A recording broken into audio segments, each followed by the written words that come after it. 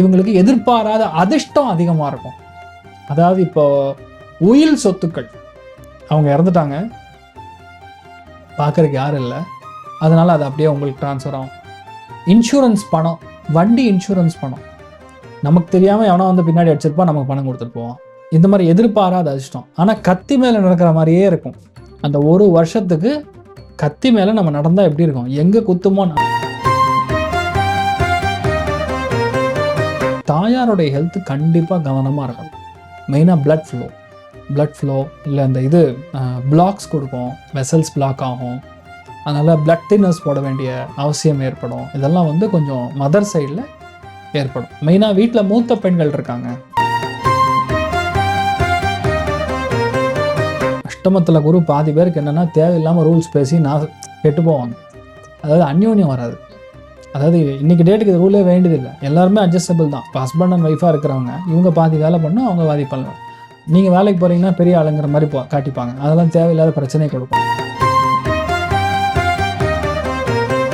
இப்போல்லாம் உங்களுக்கு health problem ஆரம்பிக்குதுன்னு தெரியறதோ, ஒரு 1/2 கிலோ உண்டை வெள்ளம்னு சொல்லுவோம், ரவுண்டாக இருக்கும், அந்த மாதிரி வெள்ளத்தை கொண்டு போய் பக்கத்தில் இருக்கக்கூடிய அம்மன் கோவிலுக்கு தானம் பண்ணி அதை அப்படியே பானகமாக மாற்றலாம்.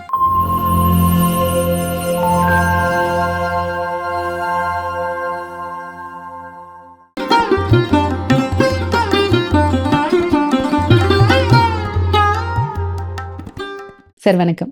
பிரத்திகல்பிதகல்போயம் பிரத்யர்த்திகஜகேசரி வியாசதீர்த்த குருர் பூயா தஸ்மதிஷ்டார்த்த சித்தகே. சார், தனுசு ராசிக்கு இந்த 2026 குரு பெயர்ச்சி என்ன மாதிரியான மாற்றங்கள் எல்லாம் கொடுக்க போகுது?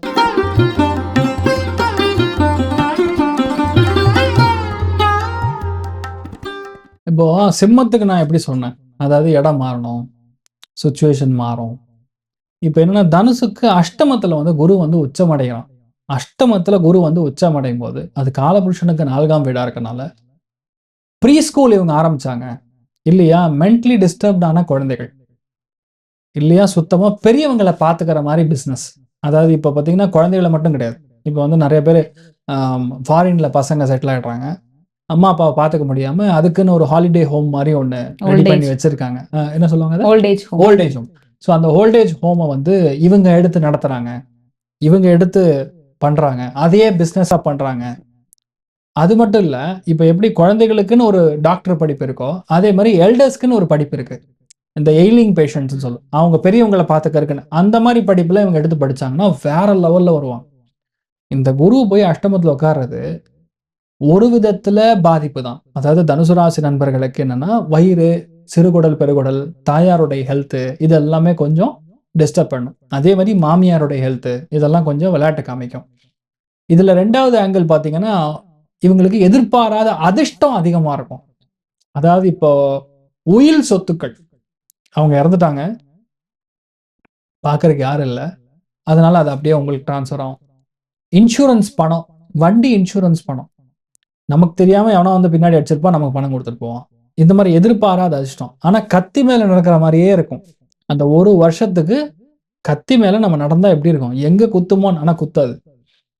பசங்களுக்காக ஓவராக செலவு பண்ணுவாங்க, பசங்களை நினச்சி ஓவராக கவலைப்படுவாங்க.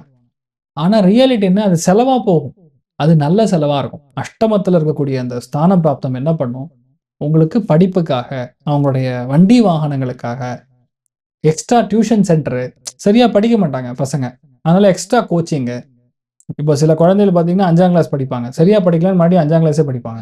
இந்த மாதிரிலாம் இப்போ இல்லை, தமிழ்நாடு கவர்மெண்ட்டில் அது இல்லை, ஆல் பாஸ் தான். ஆனாலும் எக்ஸ்ட்ரா டியூஷன் சென்டர். இந்த குரு போய் அஷ்டமத்தில் உட்கார்ந்துருக்கும் போது அது உச்சபலமாக இருக்கக்கூடிய நிலைமைகளில் இந்த ரொம்ப கம்மியாக பர்சன்டேஜ் வாங்குற குழந்தைகள் இருப்பாங்கள்ல, அவங்களுக்குன்னு செப்பரேட்டாக டியூட்டோரியல் காலேஜ் இவங்க ஆரம்பிப்பாங்க. டியூட்டோரியல் ஸ்கூல், நான் சொல்றது டியூஷன் சென்டர் மாதிரிலாம் ஆரம்பித்து மாசாக பண்ணுவாங்க. ஒரு 100 குழந்தைகள் அந்த மாதிரி ஒரு பெரிய இடம் வாங்கி பண்ணக்கூடிய ஒரு ஸ்தானம்ங்கிறது ஏற்படும். தாயாருடைய ஹெல்த் கண்டிப்பாக கவனமாக இருக்கணும்.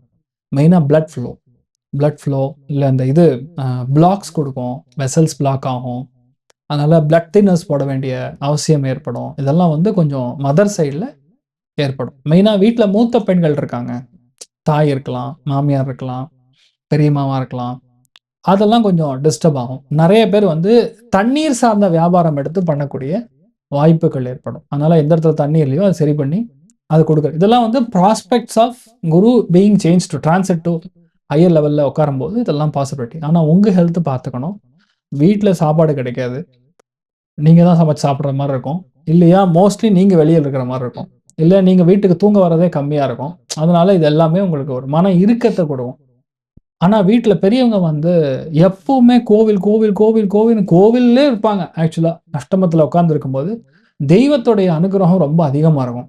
இன்னொன்று, இந்த நெக்ஸ்ட் 1 இயர் இந்த தனுசு ராசி நண்பர்களுக்கு வர கனவுகள் எல்லாமே நினைவாக மாறும். இருக்கிறதுலே ஷாக்கிங் எதுவும் அதுதான் மேட்ரு.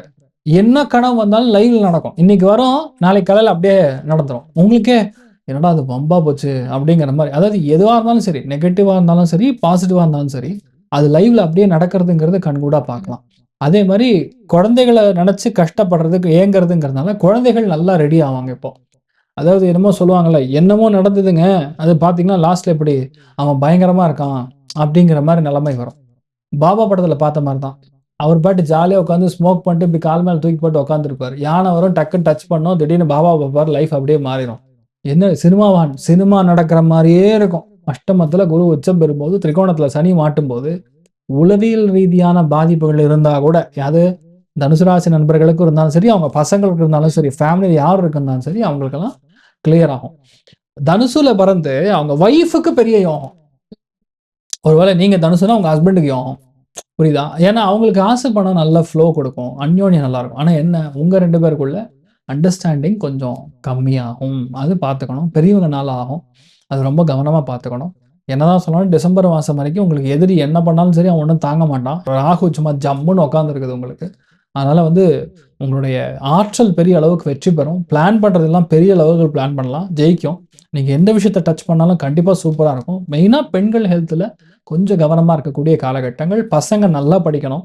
இப்போ படிக்கிறதெல்லாம் சுத்தமாக பத்தாது. அஷ்டமத்தில் குரு உட்காந்துருக்கும் போது எதிர்பாராத ஃப்ளூக்கில், அதாவது நடந்தால் உண்டு, ஆனால் கொஞ்சம் ஸ்ட்ராங்காக படித்தாதான் உங்களுக்கு ரெடி ஆகும். கவர்மெண்ட்டில் வேலை கிடைக்கும். ஆனால் எதுலன்னா income tax, vigilance, police department, தீயணைப்புத்துறை, புரியுதா, அந்த மாதிரி விஷயங்கள்ல தான் உங்களுக்கு வேலை கிடைக்கும். ஸோ மற்றபடி கொஞ்சம் அலர்ட்டாக இருக்கக்கூடிய காலகட்டம். ரொம்ப வந்து உழைப்பை போடணும். அதாவது 80% போடுற ஆள் 140% போடணும். அப்போ தான் ரிசல்ட் உங்களுக்கு சாதகமாக இருக்கும். ஆனால் யானைக்கு ஆசீர்வாதம் வாங்குறது, யானைக்கு போனோம்னா நமஸ்காரம் பண்ணுறது, சரணாகதி அடைகிறது ரொம்ப பெரிய மாற்றத்தை கொடுக்கும். நல்லா இருக்கும். தனுசு ராசி பெண்களுக்கு இந்த வருடம் எப்படி இருக்கும்? குறிப்பா நீங்க வந்து கட்டிகள் எல்லாம் வர வாய்ப்பு இருக்குன்னு சொன்னீங்க. அதை தொடர்ந்து எந்த மாதிரியான விஷயத்துல கவனமா இருக்கணும்? அதாவது கான்ஸ்டிபேஷன் ப்ராப்ளம் நிறைய பார்ப்பாங்க. லேடிஸ் பொறுத்த வரைக்கும் வயிறு வந்து செரிமான கோளாறு கொடுக்கும். அப்போ என்ன அர்த்தம், ஆட்டோமேட்டிக்காக பிளட் சுகர் மாதிரி விஷயங்கள் வரலாம்.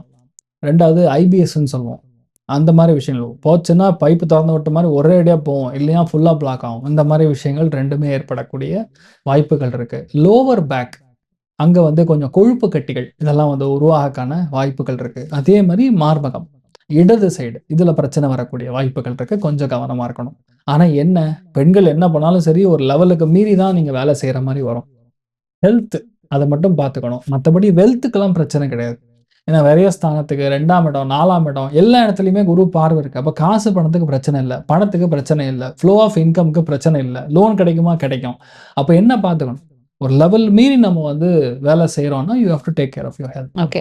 ஸோ தனுசு ராசியை பொறுத்த வரைக்கும் திருமண அமைப்புகள் எப்படி இருக்கும் இந்த வருடம்? ரொம்ப கவனமாக இருக்கும். அஷ்டமத்தில் குரு பாதி பேருக்கு என்னென்னா தேவையில்லாமல் ரூல்ஸ் பேசி கெட்டு போவாங்க. அதாவது அந்யோன்யம் வராது. அதாவது இன்னைக்கு டேட்டுக்கு இது ரூலே வேண்டியதில்லை, எல்லாருமே அட்ஜஸ்டபிள் தான். இப்போ ஹஸ்பண்ட் அண்ட் ஒய்ஃபாக இருக்கிறவங்க இவங்க பாதி வேலை பண்ணணும், அவங்க பாதி பண்ணுவாங்க. நீங்கள் வேலைக்கு போகிறீங்கன்னா பெரிய ஆளுங்கிற மாதிரி காட்டிப்பாங்க. அதெல்லாம் தேவையில்லாத பிரச்சனையை கொடுக்கும். லீகல் நோட்டீஸ் நிறைய வரும். அதனால டிவோர்ஸ் வரைக்கும் போகிறதுக்கான வாய்ப்பு இருக்குது. ரொம்ப கவனமாக இருக்கும் இந்த டைமில். ஓகே. 2வது திருமணத்திற்கு அது ஆஃப்டர் செப்டம்பர் தான். ஏன்னா பாக்கியத்துக்கு குரு போகும்போது தான் எல்லாமே அந்யோன்யம் கொடுக்கும். 2027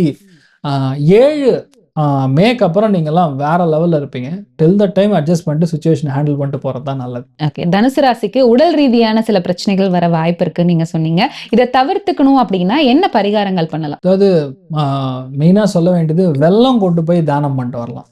அதாவது எப்போல்லாம் உங்களுக்கு ஹெல்த் ப்ராப்ளம் ஆரம்பிக்குதுன்னு தெரியறதோ, ஒரு 1/2 கிலோ உண்டை வெல்லம்னு சொல்லுவோம், ரவுண்டாக இருக்கும், அந்த மாதிரி வெல்லத்தை கொண்டு போய் பக்கத்தில் இருக்கக்கூடிய அம்மன் கோவிலுக்கு தானம் பண்ணி அதை அப்படியே பானகமாக மாற்றலாம். இல்லையா சக்கரை பொங்கலாக பண்ணி எல்லாருக்கும் தானம் பண்ணலாம். அப்படி பண்ணிங்கன்னா இது அப்படியே குறையும்.